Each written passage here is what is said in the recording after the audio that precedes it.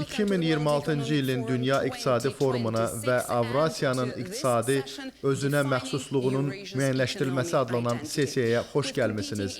Burada müzakirə apardığımız zaman qərbdən şərqə doğru rəqabət aparan maraqlar və Qafqaz ilə Mərkəzi Asiyada təsir və gücün tarazlığı ilə səciyyələnən vəziyyət müşahidə edilir. Artan rəqabət fonunda geniş infrastruktur planları və formalaşan ticarət dəhlizləri göz qarşısındadır.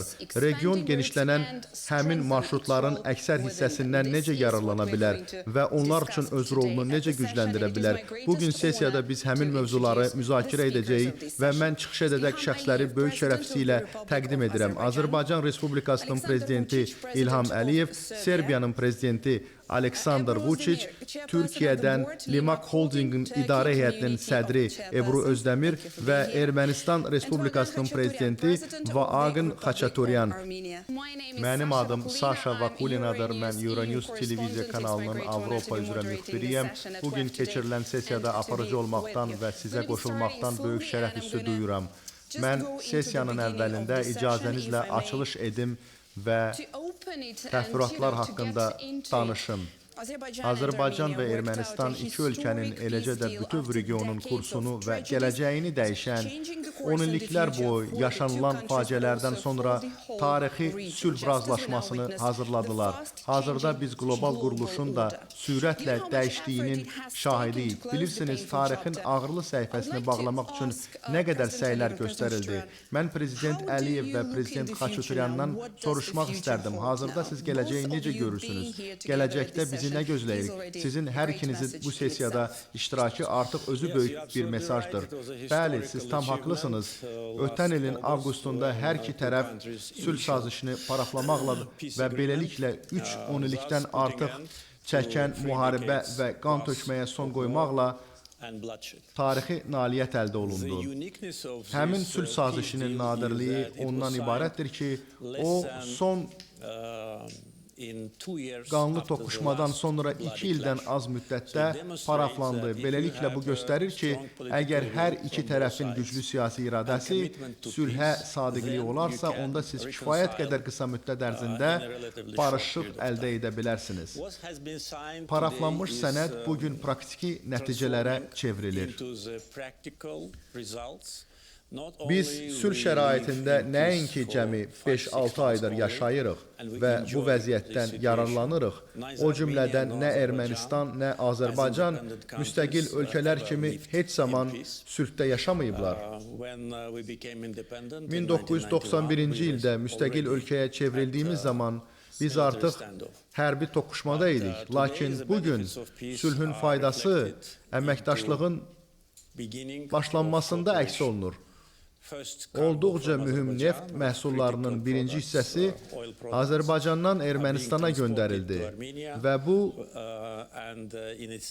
qiymətlərin aşağı düşməsinə imkan yaratdı. Beləliklə, 2 və 3 il əvvəl belə addımı tamamilə təsəvvür etmək olmazdır, lakin bugün o artıq reallıqdır. Düşünürəm ki, heç nə bu prosesə müdaxilə edə bilməz. Fikrimcə, əlavə görəcəyimiz işlər ondan ibarətdir ki, hər iki tərəf sülhdə yaşamağın nəticələrini göstərməlidir ki, biz də bu proses çərçivəsində cəmiyyətlərimizin tam dəstəyinin şahidi ola bilək. Lakin mən çox nikbin baxıram, çünki əldə olunan nəticə həqiqətən Ermənistanın, Azərbaycanın və Cənubi Qafqazın xeyrinədir. O vaxtilə çox dərin ədavəti olmuş ölkələrin əməkdaşlıq mərhələsinə gəlib çıxmasının nümunəsini özündə əks etdirir. Azərbaycan Prezidenti İlham Əliyevin gələcək bizdən asılıdır fikri ilə tam razı olduğunu söyləyən Ermənistan Respublikasının prezidenti Vaagn Xaçaturyan qeyd etdi ki, ölkələrimizin liderləri öz siyasi iradələrini qətiyyətlə nümayiş etdirirlər. Cənab Prezident İlham Əliyev söylədi ki, biz də siyasi qətiyyəti sülh üçün nümayiş etdirdik ki, artıq bundan sonra əməli tədbirlər sülhü sübut etsin, təsdiq etsin ki, 30 ildir bunu biz görməmişdik, amma indi isə biz sülh və əmin-amanlıq şəraitində yaşayırıq. Bu isə həqiqətən də inanılmaz bir hadisədir. Artıq Azərbaycandan Ermənistana Gürcüstan ərazisi vasitəsilə malların nəql edildiyini xatırladan Vaqon Xaçaturyan bu yüklərin birbaşa olaraq iki ölkənin ərazisindən keçəcəyinə əminliyini bildirdi. Cənab İlham Əliyevə də minnətdaram, təqdir edirik görülən işləri. Bugün və yaxud dünən isə səhv etmirəmsə, Prezident Əliyev qeyd etdi ki, biz gərək sülh və əmin-amanlıq şəraitində yaşamağı öyrənməliyik. İnandırım ki, bu bizim üçün adi bir vəziyyət deyil, çünki buna öyrəşməmişdi bu sənədlər imzalanmamışdan əvvəl. Hər gün oyanıb, sərhəddə görəsən nələr baş verib, atışmalar davam edirmi? Bu bizim üçün hər zaman stresli. İndi isə sizi mən bir də əmin etmək istərdim ki, biz bu keçmişimizi unuduq, artıq biz gərək konkret layihələri həyata keçirik. Biz uğur qazanacağıq, biz inanırıq. Bizim sazişlərimiz çox konkret prinsiplərə əsaslanıb. Bəli, biz bir-birimizi ölkə olaraq ərazi bütövlüyünə, suverenitetinə və yurisdiksiyalarına hörmət edirik. Bunlar rəhbər prinsiplərdir. Bəli, sərhədlərimiz bir gün açılacaq və bir neçə ildən sonra sadəcə siyasi iradə, yəni bu səviyyədə deyil, eləcə də adi sıravi işgüzar səfərlər olacaqdır. Sıravi vətəndaşlarımız sərhədləri rahat keçərək münasibətlər quracaqdır. Biz bu fürsətlərdən faydalanacağıq və bu əməkdaşlığın nəticəsində də biz çox əlverişli bir Cənubi Qafqazda regiona çevriləcək bütün dünya üçün. Azərbaycan rəhbərinə, cənab Prezident Əliyevə təşəkkür edirəm və bizim baş nazirimizə də təşəkkürümü bildirməliyəm. Çünki bizim dövlət rəhbərimiz baş nazirdir. Ona görə də hər iki rəhbərə nümayiş etdirdiyi siyasi iradəyə görə minnətdaram. Vaqon Xaçaturyan diqqətə çatdırdı ki, burada bir məqsəd var, o da sülhdür. Sülh də olacaq.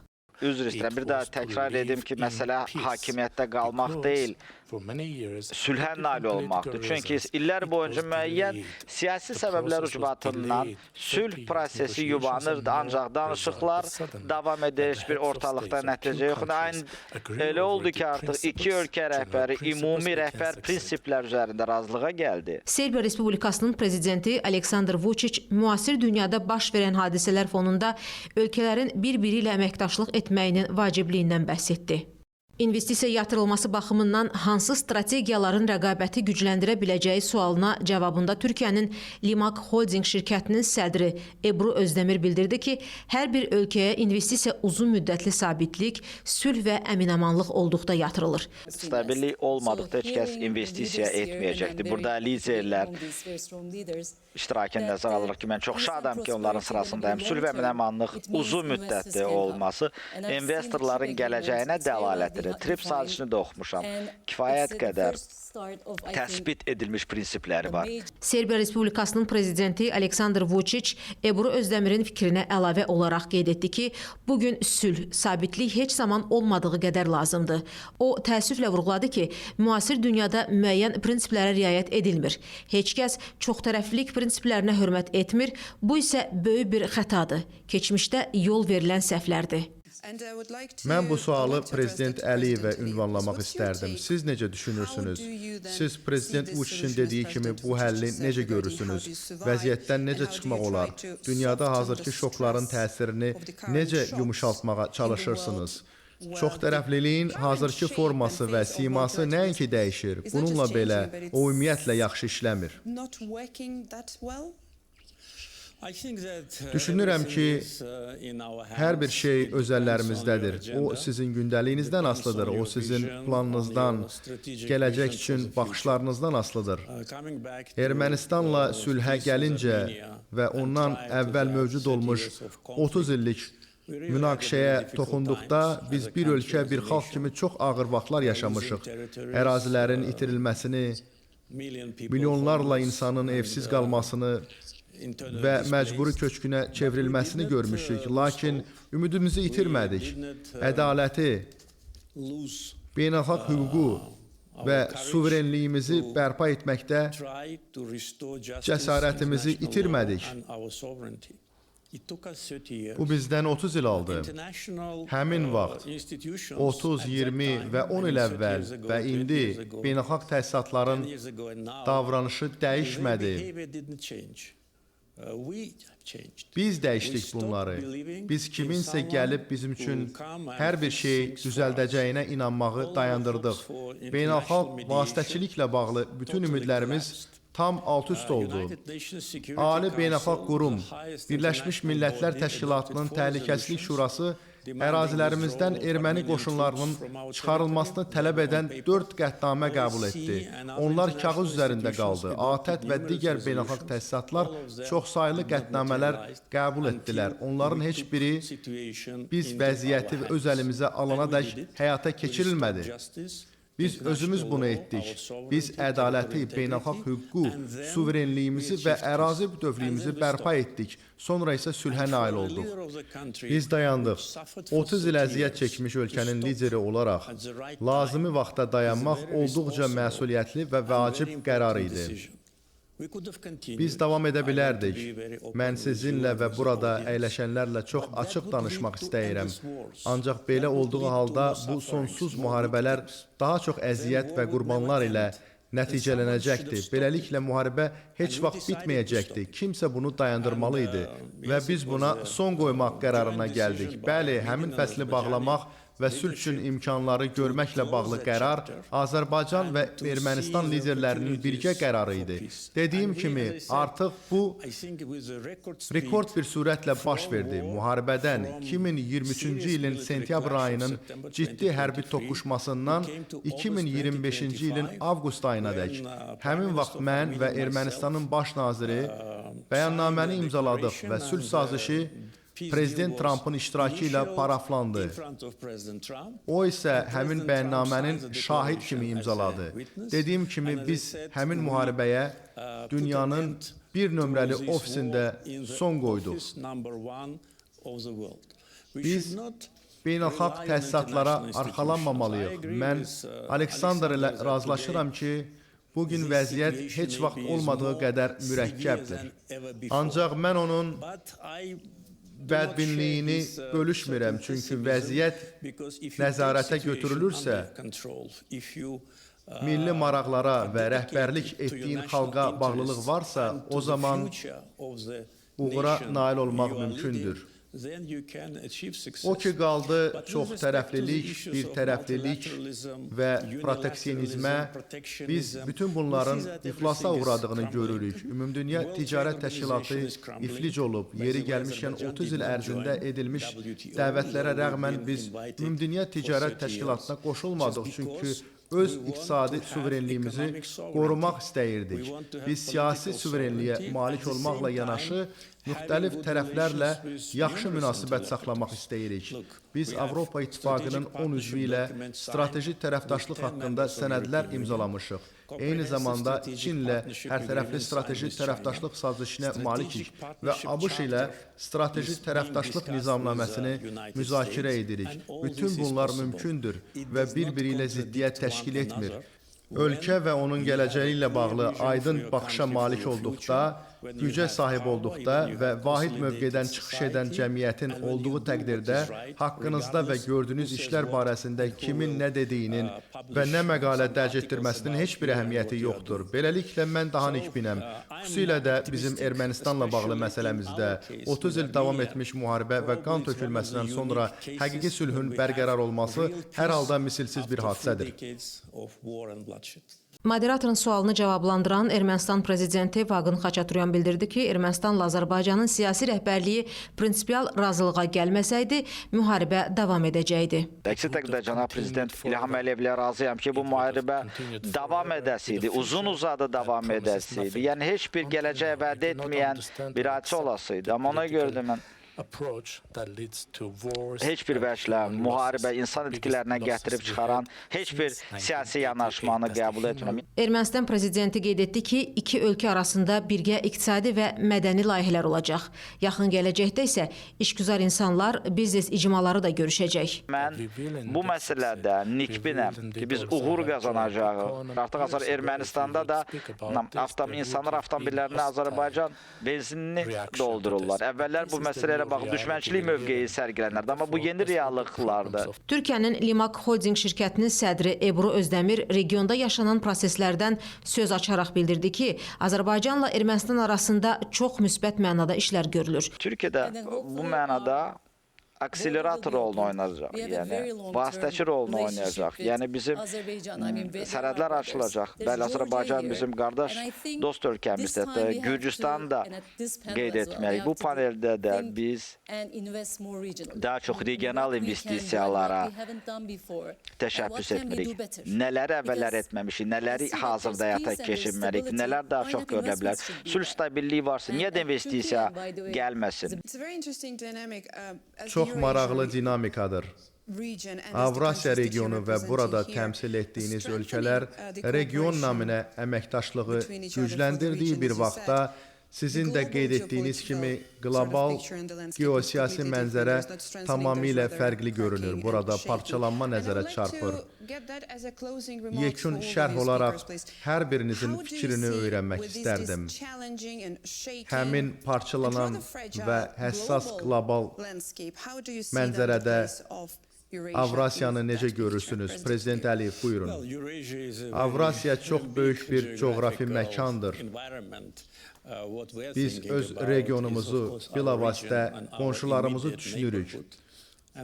Şadam ki, müstəqillik illərində biz bütün qonşularımızla çox yaxın, işgüzar münasibətlər qura bilmişik. Burada istisna Ermənistandır və bunun səbəbləri hər kəsə məlumdur, lakin de facto sülh bərqərar olduğu üçün biz iqtisadi əməkdaşlığa və ixrac əməliyyatlarına başlamışıq. Azərbaycan Qazaxıstandan və Rusiyadan Ermənistana yüklərin daşınması ilə bağlı bütün məhdudiyyətləri aradan qaldırıb. Bizə artıq Ermənistandan Rusiyaya yüklərin nəql edilməsi ilə bağlı müraciət daxil olub. Yəni biz de facto birtərəfli qaydada dəhlizləri açdıq. Bəli, bugün bu daşımalar Gürcüstan vasitəsilə həyata keçirilir, ancaq bir gün bu Ermənistan ərazisindən həyata keçiriləcək. Bir gün Ermənistana məxsus yüklər birbaşa Azərbaycan vasitəsilə daşınacaq və həmin gün çox da uzaqda deyil. Bizim üçün qardaş ölkə olan Türkiyə ilə çox sıx müttəfiqlik münasibətləri qurmuşuq. Türkiyəyə nəhəng sərmayələr yatırmışıq. Bizim Türkiyəyə sərmayələrimizin həcmi 20 milyard dollardan çoxdur. Hazırda biz Gürcüstana ən böyük sərmayə qoymuş ölkələr sırasındayıq. Gürcüstan ərazisindən keçən dəhlizlərlə yanaşı Amerika Birləşmiş Ştatlarının himayəsi altında həyata keçirilən və TRIP adlanan bağlantı layihəsi Xəzər dənizindən keçərək Asiyadan Azərbaycana, Ermənistana, Azərbaycanın bir parçası olan Naxçıvandan Türkiyəyə, oradan isə Avropaya qədər uzanan yeni bir nəqliyyat dəhlizi olacaqdır. Marşrutların çoxluğu istehlakçıların, təchizatçıların və tranzit ölkələrin xeyrinədir. Ölkə olaraq biz hər zaman diqqətimizi regional gündəliyimizə yönəldirik. Biz regionda istədiyimizə nail ola bilmiriksə, qlobal məqsədlərdən söhbət gedə bilməz. Ancaq bugün biz paralel şəkildə gedən Ermənistan, Azərbaycan və Ermənistan-Türkiyə yaxınlaşmasından bəhs edirik. Bu mütləq paralel şəkildə və eyni vaxtda Türkiyə ilə Ermənistan və Azərbaycan ilə Ermənistan arasında diplomatik münasibətlərin qurulması ilə nəticələnəcək. Bununla da biz geniş coğrafi ərazidə Avrasiyanın bir hissəsində bağlantı, enerji təhlükəsizliyi, sülh və sabitlik baxımından olduqca əhəmiyyətli addım atırıq. Bu, uzun illər davam edən müharibələrin əməkdaşlığa və tərəfdaşlığa çevrilməsinin nümunəsidir. Sonra Ermənistan prezidenti Vaqin Xaçaturyan suala cavabında bildirdi ki, prezident İlham Əliyevdən sonra nəsə demək çox çətindir. Çünki prezidentin söylədiklərini təkrar etməliyəm. Prezident İlham Əliyevin söylədiyi fikirlər bizim fikirlərimizlə, prinsiplərimizlə üst-üstə düşür. Bəli, yaşadığımız dünyada istər orta dəhliz marşrutu olsun, Cənubi Qafqazın yeni logistika imkanları getdikcə daha çox mühüm əhəmiyyət kəsb etməyə başlayır. Odur ki, bizim regionumuzun əhəmiyyəti də istər Avropa İttifaqı, Avropa ölkələri üçün ayrı-ayrılıq dərəcədəki uzaq şərqdə də getdikcə əhəmiyyəti artmaqdadır. Mən Cənubi Qafqazdakı dostlarıma görə çox sevinirəm deyən Serbiya Respublikasının prezidenti Aleksandr Vučić Azərbaycanın Serbiyaya yatırdığı sərmayədən söz açdı. Həmçinin bildirdi ki, Belqradla Bakı, eləcə də Tbilisi ilə birgə aviareys mövcuddur. Ermənistanla da əminəm ki, belə bir birbaşa uçuşlar təşkil ediləcək. Beləliklə də biz gələcəkdə qərblə yanaşı şərqə də doğru əməkdaşlığımızı genişləndirəcək, dostlarımızla münasibətlərimizi gücləndirəcək. Yəni, Cənab Prezidentin İlham Əliyevin söylədiyi fikrə bağlı bir mövqe var. Həqiqətən də çox ən mükəmməl liderlərdən biridir. Bunun təsir effekti də var. Təsir effekti danılmamalıdır. Bəli, müasir Azərbaycanı görür. Aleksandr Vučić sonda ümid etdiyini vurğuladı ki, Ermənistan, Azərbaycan, eləcə də Türkiyə kimi mehriban dost ölkələrin dəstəyi sayəsində çətinliklərin öhdəsindən gələ biləcəklər.